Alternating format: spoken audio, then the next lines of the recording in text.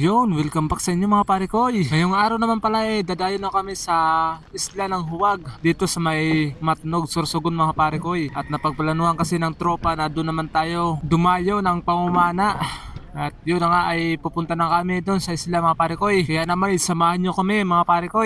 At ang makakasama pala natin ngayon ay mga espiro ng Santa Magdalena at Matnog, Sorsogon. So yun, nauna pala kami bumiyahe papunta sa isla at yung mga ibang kasama natin nandun pa sa tabi at susunod na lang sila mga pare ko. Babalikan din sila ng bangkang sinakyan namin kasi nga madami kami na magkakasama doon maumana sa isla mga pare ko. Mas madami, mas masaya at mas enjoy mga pare ko. Lalo na at bago na yung mga kasamahan natin at makaka-experience na tayo ng paumana sa mga malalayong isla mga pare ko. Lalo na at ngayon lang tayo naka-experience ng pagdayo sa ibang lugar. Kaya naman maraming salamat sa mga espiro ng Santa Magdalena at espiro ng Matnog, Sorsogon. Kaya naman susulitin talaga natin yung mga ganitong pagkakataon dahil ito nga yung mga gusto kong adventure at hindi lang pala pamumana yung gusto kong ma-experience dito kundi yung pakikisama sa mga bagong tropa natin mga pare ko. Kasi yun ang mahalaga, yung pakikisama. So yun, tara mga pare ko. At ito na nga nakarating na kami sa isla mga pare ko. Sagarayan ako no. Pare ko. Iloy-iloy lang, magchinilas ka kain, ma'am bro. Sagarayan lang. Yan rin. Mumro. Ma'am bro. Luksi na kasi. Luway. Luway yan ang luluwa. Ito pa yan lahat.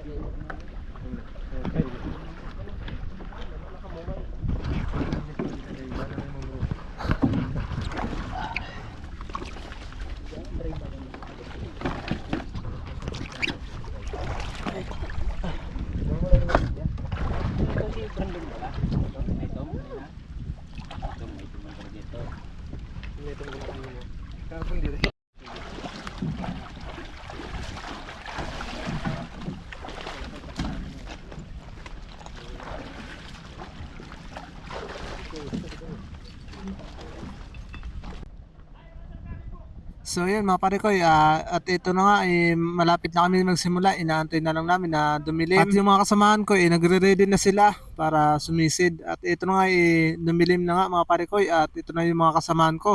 Naka-ready na sila at handa lang sumisid. Kaya naman magsisimula na tayo mga pare ko.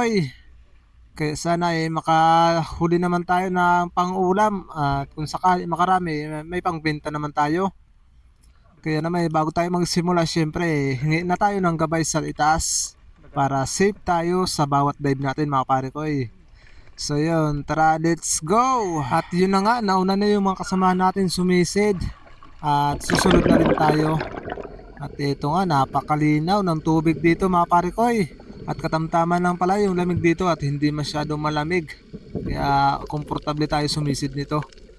At ito na nga nakarating na tayo sa nagagandahang batuhan mga pare ko at mga corals. Kaso asan kaya yung mga isda rito? Mukhang ang linis-linis at walang isdang nakatago. Kaya sipagan lang natin sa pagsilip sa mga butas. At ito na nga, isang bumungad yung napakalaking samaral. Jackpot, isang buhay naman ng mga pare ko. Unang isda natin, isang samaral na isang kiluhin. Ang kagandahan nandito lang sila sa parting mababaw. Kaya hindi na tayo nahirapan sa pagsisid. Kasi dito sa lugar namin nasa malalim talaga na parte ito. Dito sa Huwag nandito lang sa mga tabi. Maka isang samaral ka lang sigurado ang sure ball na yung pang-ulam nyo.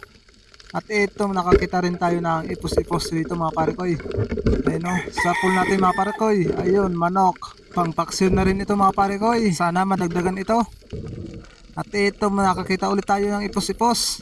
Nasa loob ng butas ayun kitang kita. Sa pool kang isda ka. Ayos, dalawa na yung pangpaksiw natin. Dalawang ipos-ipos pero medyo malapad itong isa. Kaya hanap pa tayo, baka madagdagan pa ito. At ito ay nailawan ako sa una na isang ilak. Binilisan ko talaga yung langoy ko para maabutan ko. At ayun na nga, sa pool kang isda ka. Ayos, good size na rin ito na ilak mga pare ko. Dito talaga pabilisan talaga ng langoy kasi una-unahan lang dito mga pare ko. Lalo na yung mga kasamaan ko, ang bibilis mga pare ko. At ito nakakita rin tayo ng isang pasingko. Ayun nasa silong ng kuras. Sa pool ka isda ka. Dito sa amin ang tawag nito pasingko mga pare ko. Yan.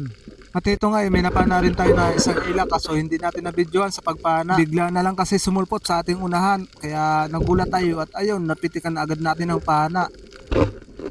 At ito naman yung nahuli ko mga parikoy sa unang labas namin mga parikoy kasi dalawang labas kami ngayon. Kaya yung ibang video natin sa susunod na lang na-upload natin mga parikoy. Kaya naman abangan nyo na lang yung part 2 nito mga parikoy. So yun tara let's go mga parikoy.